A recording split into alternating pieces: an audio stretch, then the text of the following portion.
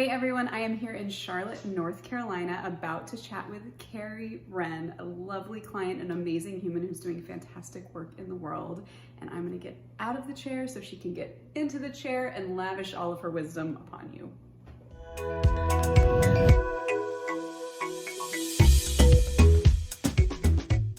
Carrie, why do you look so hot tonight? Because I'm going on a date with you. Where are we going? We are going to Bardo. It's a very chefy kind of restaurant situation. There's going to be a tasting menu, an optional wine pairing / cocktail situation. It's so good. Ambassador for local small businesses in Charlotte, Carrie Wren. And you have so many cool different parts of your business. So tell us a little bit about what you do. Gosh, well, I just finished teaching a yoga class in the other room on Zoom. Yeah, this transformation happened in like less than 15 minutes. Just lickety split. Let's see, I teach yoga. I lead yoga and adventure retreats with my partner with Explore and Expand Retreats. My business partner, I have different types of partners in my life. I'm a coach. I am a life and relationships coach. And let's see, I also dabble in, I say dabble in, but I've been doing it for like 12 years, Thai massage. It's fun. It's like a whole buffet of fun ways to spend my time. Yeah, it's like a delicious, centered, wisdom-filled buffet that you offer. Ooh, sounds delicious. And what inspires you to do what you do? What's the driving force behind it? I could ruminate on that for a little bit. The thing that is common in all of them, like the common thread, is connection and people, and different ways of being in the world in a present, joyful, whole kind of way. So being present in the world through our bodies, being present in the world in our relationships and connected and like joyfully centered in them and our lives. That's the thing that's like weaves it all together. Mm-hmm. And a lot of people are lucky to have one business that works. You happen to have multiple businesses that work. So tell all of us eager entrepreneurs out there, what makes it work? Like, what is the Carrie recipe for a successful business? Well, relationships. It's relationships with my students and my clients, relationships that my retreats partner and I build with people in other parts of the world. It's my relationship with myself that has it go this way, and relationships with my business partners. It's that's the linchpin. That's the thing that holds it all together, and from which all of the fun, like the success happens. What is the flavor of those relationships? Like, what are the components that make them work? Mutual respect, play. Like, my clients are people that I enjoy spending time with. It's like, yeah, there's humor, there's depth, there's a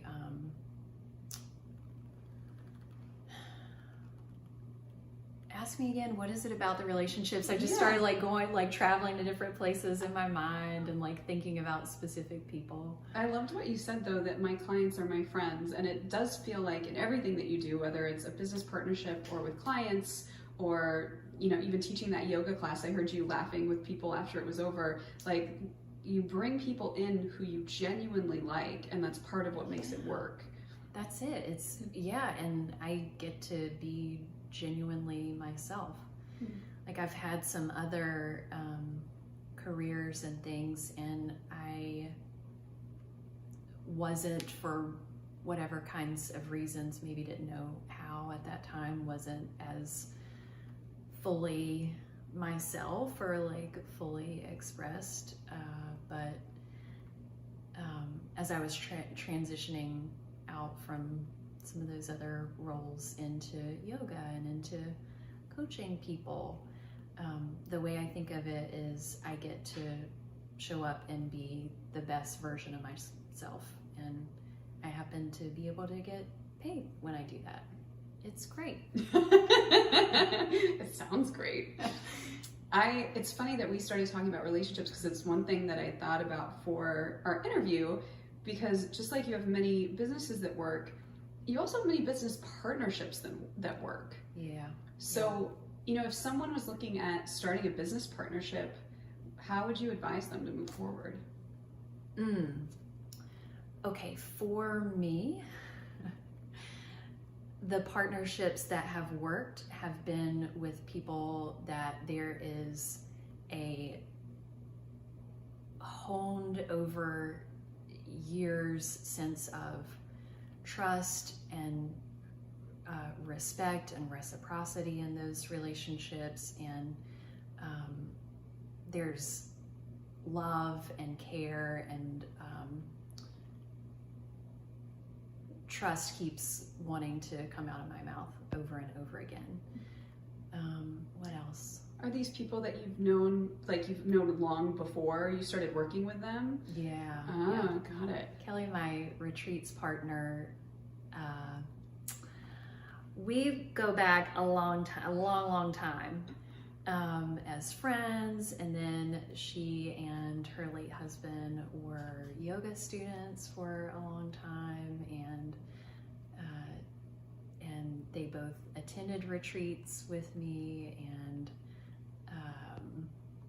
we just are, she's a sister kind of person to me, and so creating what we've created with Explore and Expand is like the travels that she and I just take with each other, because we like each other and we like to go to different places in the world with each other. It's like we get to do that inside of a business structure and in a way that our existing and soon-to-be friends come with us. It's great. And all relationships have conflicts. So what are your best practices for managing conflict in business partnerships? Talk to my coach. Get support. Send you a quick text. That's it, is like assuming responsibility in the relationship. In any relationships, we just happen to be talking about business partnerships and relationships. Assuming responsibility of what's mine.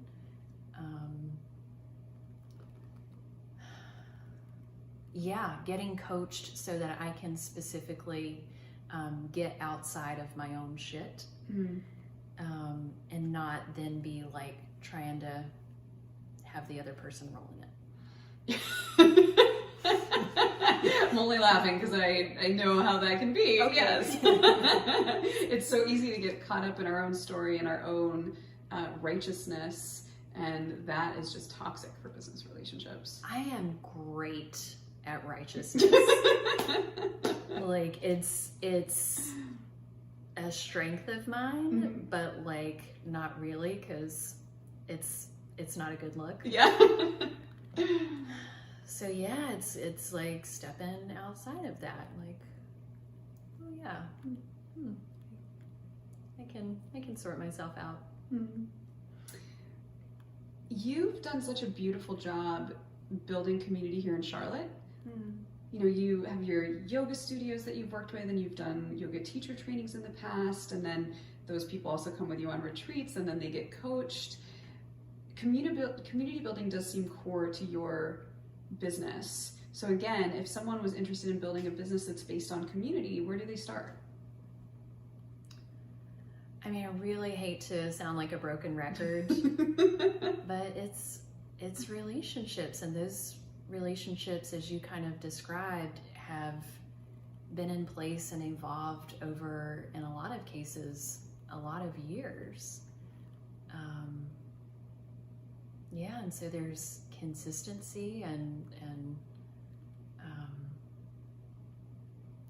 yeah, that's it. Like being in relationship with people that you want to be in relationship with, and not feeling like you have to build relationships with everybody, or not falling into the trap of thinking that you need everybody to like you to be successful or to have a community that feels really great. Yeah, it's a really tempting trap, and it's also, it doesn't work. Yeah, consistency. I think that's huge, because you can't just, community is built upon consistency. Yeah. And I also really love what you said around, you don't need everybody to like you, because that's when you're seeing the same people again and again and again, like you do when you live in a town and you teach at a studio, there are going to be people that don't like you. How do you deal with that?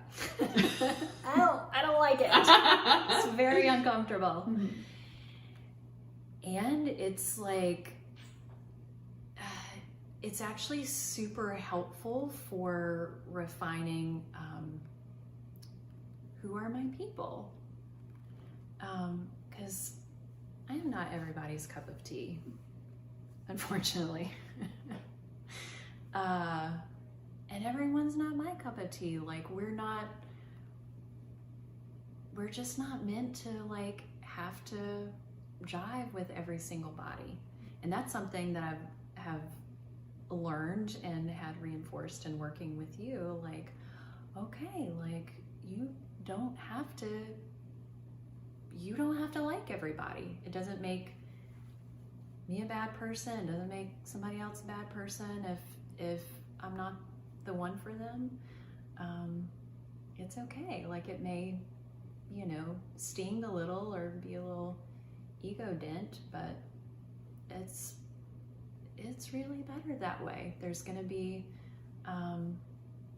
for instance, if we were to be taking a small group retreat to another continent, and there's a person on that retreat that does not enjoy my company or my business partner's company, that's not going to be a good situation for anybody. It's not going to be fun for me. It's not going to be fulfilling or satisfying for that participant. It's probably going to feel weird for the rest of the group. So it's actually like really helpful to like have acceptance around that and like celebrate it. What are you most proud of in your business from this past year?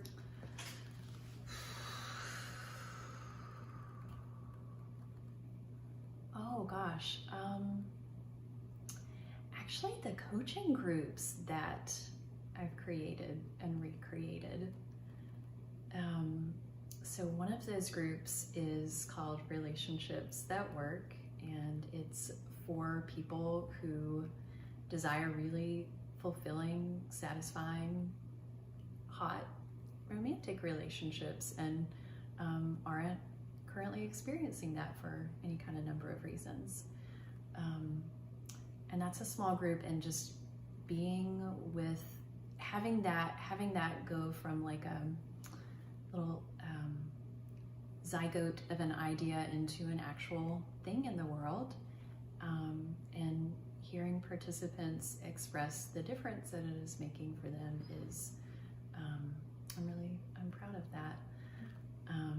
And also of a group that I co-create with another partner, Casey Carden. She and I have a group called Divinely Expressed Women's Collective, and it's this is our third year, I believe, running this group or a similar framework of a group. And there's something that's really special about women who come into community together really intentionally. It's really special. It's really special. That group just began this week, so it's kind of like fresh on my heart. Yeah. And how about we go in the other direction? What's the hardest lesson you've had to learn in the past year? Ooh, oh God. Letting go of things that don't work. I was taking a walk and was catching up with a student friend on the phone, and she was asking like what's new in my business, and I was sharing a couple of things that have shifted, and she was like, well, that makes sense, like things don't stay the same forever. And I was like, oh, of course they don't. Of course they don't, because I've been having like a lot of feelings about some things that were shifting that were a great fit for a time and may not be now or maybe going forward. But just there was like such a like spaciousness for me to breathe and feel like, oh, of course, like it doesn't mean something's wrong when things shift and change and we move out of different aspects of our business or our lives. Like that normalizing the dynamism of the entrepreneurial experience. Mm-hmm. Cool. Let's change gears a little bit. Talk about me. There's almost nothing else I'd rather talk about. I'm going to talk about myself in third person for video purposes, so it's going to get weird before it gets better. Right. What's Meg like as a coach? Oh my gosh, so fun. So fun. As a coach, Meg you are like joy embodied, and you have a really special way of holding that space of lightness and joy, like even like when we've done shadow kind of work, which is deep work and can be like kind of messy and tricky and triggering. You're able to hold that space from lightness and like be with me in it. What inspired you to work with Meg? I went with Meg / you on a retreat to the Dominican a few years back, and just was really attracted to your spiritedness, your play, your curiosity, the fact that you also love travel and adventure and experiencing life. There's like an exuberance. So when I was feeling ready to shift from the coach that I've worked with for quite a while, I was thinking, who do I really want to spend deep connected time with? And I was like, well, I mean, that would be Meg. I don't know, is she available? Can I afford her? Like there are, things, but I was like, well, let me just gonna send her a message. And what are you most proud of that you've gotten out of our coaching work together?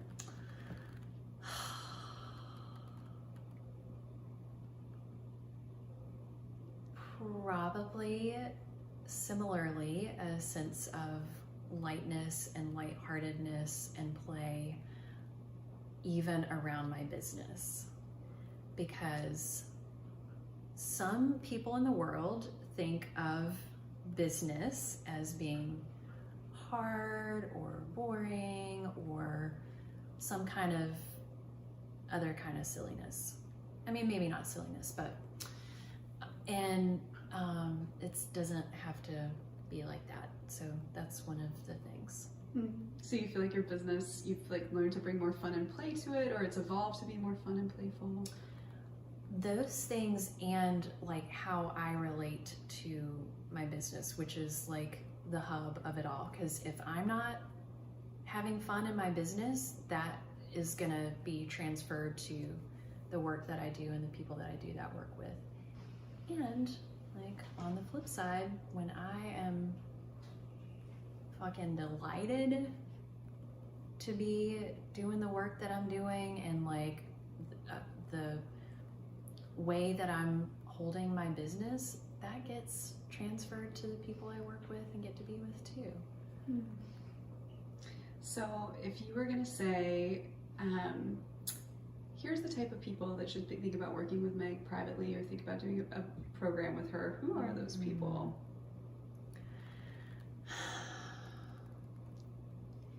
If those people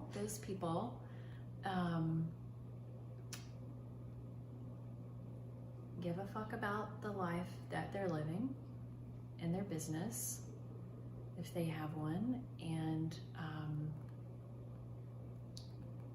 want it to be more somehow, so more fun, more money making, more authentic. I would think those would be the people. Yeah. Sounds about right. Okay. Any final words on your coaching experience that you want to impart upon our viewers? Well, so I've been working with you, I think, since May of 2020. What's that? A year and a half, something like that? Yeah. And we were coming upon the completion of the mastermind group, and I was like, I'm not finished working with Meg yet. If she's not finished working with me yet, there's more. And so I would say, yeah, just that this has been such a transformative and supportive experience that I want to go another year. So, I think people would, I don't know, I don't want to speak for all of the people everywhere, but your people will be really happy that they worked with you.